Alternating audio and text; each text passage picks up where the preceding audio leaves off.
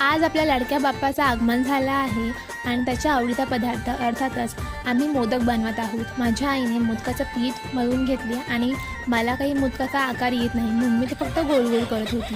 दरवर्षी माझी काकी आणि 2 बहिणी ह्यांच्यावर आम्ही मोदकाची जबाबदारी सोपायचो, पण ह्यावर्षी ते नाहीत काही कारणास्तव, त्यामुळे आम्हाला त्यांची खूपच जास्त आठवण यायला लागली। माझ्या आईने सुरणासाठी एक विशिष्ट पद्धत वापरली होती। तिने ओलं जे खोबरं असतं आपलं ते गरम पाण्यामध्ये वाफवून घेतलं होतं, म्हणजे त्याच्या साली आपोआपच निघतात। मग ते मिक्सरला वाटून घेतलं, ज्याच्यामुळे किसायची काही गरजच नाही आहे।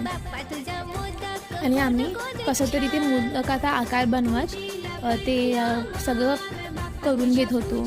त्याच्यानंतर माझ्या आईने पारंपरिक पद्धतीने ते चुलीवर वाफेला ठेवले। आकार काहीही असू दे, पण त्याच्या आतला जो गोडवा